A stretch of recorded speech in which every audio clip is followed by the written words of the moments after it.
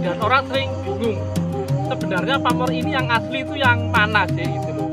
Nah, pamor yang akan kita bahas adalah pamor udan mas, karena banyak pertanyaan yang menanyakan tentang pamor udan mas zaman dulu itu seperti apa sih, kalau sekarang itu seperti apa. Rahayu, Rahayu, Rahayu. Ketemu lagi dengan saya Teddy Wahyono di channel Tempat Mengenal Keris dan Pusaka Nusantara lainnya dengan akal sehat dan hati terbuka. Nah, kali ini saya akan membahas tentang pamor ya. Jadi ini sebuah pamor yang mungkin banyak dicari orang ya, dan orang sering bingung sebenarnya pamor ini yang asli itu yang mana sih gitu loh. Biasanya yang lama itu yang seperti apa, kalau yang baru yang seperti apa gitu. Nah, pamor yang akan kita bahas adalah pamor udan mas, karena banyak pertanyaan yang menanyakan tentang pamor udan mas zaman dulu itu seperti apa sih, kalau sekarang itu seperti apa. Nah, sebelum saya bahas, buat teman-teman yang belum subscribe, silakan subscribe dulu biar tidak ketinggalan informasi dari channel ini. Nah, sekarang kita langsung saja ya. Nah, ini ada salah satu keris. Nah, ini lot 7 ya, keris saya lot 7 ya. Tapi ini baru ya, ini keris baru ya.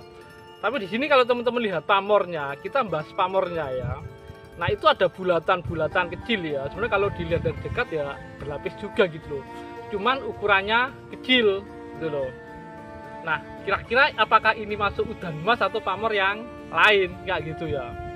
Karena kalau udan mas biasanya lebih besar ya. Dan kalau guyonan teman-teman kayak Pak Bo gitu, kalau kecil-kecil namanya gerimis mas ya.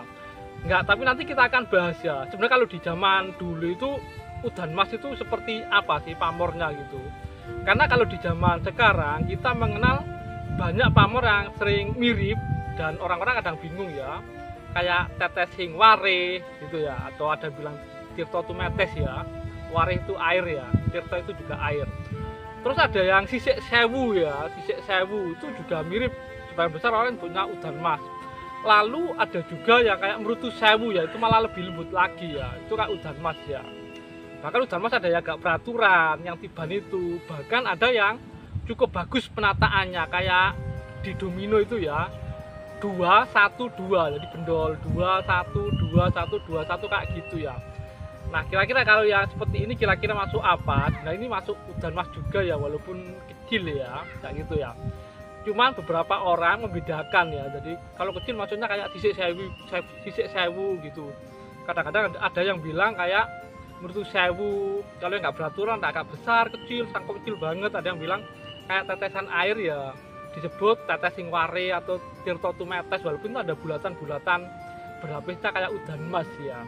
Nah, sebenarnya kalau teman-teman baca beberapa literatur lama itu ya, sebenarnya udan mas pokoknya ada kayak bulatan-bulatan gitu ya, lebih dari satu banyak ya, terus lapisannya biasanya lebih dari 3 ya, atau 3 lah minimal.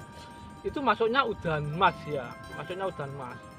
Dan kalau di salah satu buku yang sering kita pakai saat ini, di Ensiklopedia Keris yang disusun Pak Bambang Harsilinusmo, sebenarnya di situ juga dibahas ya, itu pun juga hasil ketemu ya, ibaratnya diskusi dengan senior-senior dan sesepuh-sesepuh perkerisan ya.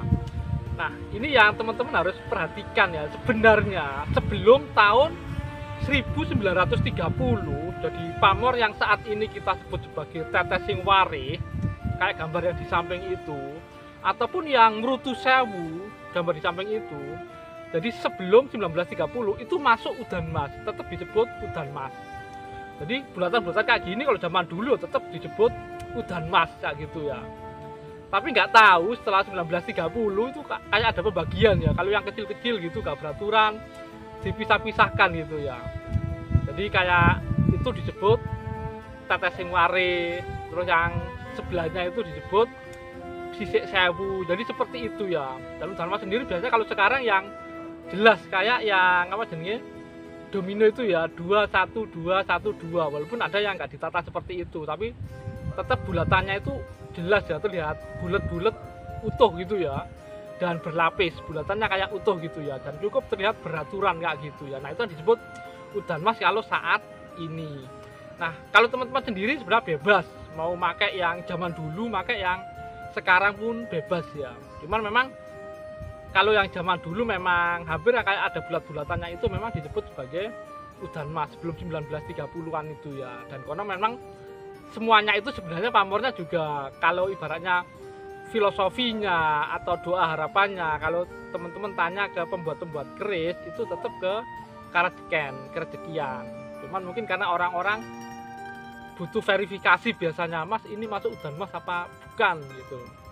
Nah sebenarnya kalau ada bulatan-bulatan kecilnya itu sebenarnya kalau di zaman dulu masuk udan mas. Setelah 1930 itu baru ada pembagian-pembagian ya, kayak ada udan mas, ada tetes sing ware, ada mercu sewu, sisik sewu, jadi seperti itu ya. Nah mungkin itu saja penjelasan dari saya. Nah untuk lebih detailnya tentang pamor ini langsung saja kita simak sama-sama.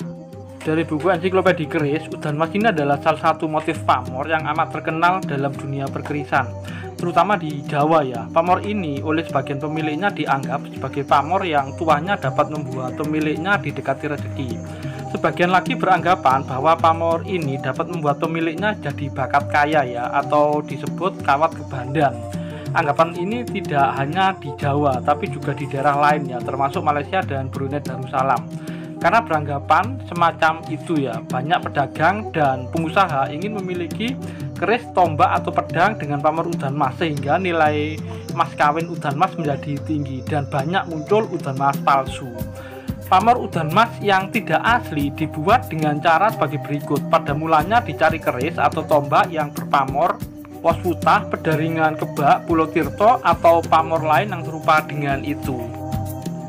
Berikutnya untuk permukaan bilah di drip ya, di tempat-tempat tertentu untuk diubah menjadi pamor udan mas. Bagi pencinta keris yang masih pemula akan sukar membedakan mana pamor udan mas yang asli dan mana yang bukan. Pamor udan mas ini tergolong pamor lumah dan rekan ya, serta tergolong pamor yang tidak pemilih, artinya siapa saja bisa memilikinya tanpa khawatir cocok atau tidak. Bentuk pamor itu berupa bulatan-bulatan kecil ya, paling tidak bulatan-bulatan itu terdiri atas 3 lingkaran atau lebih.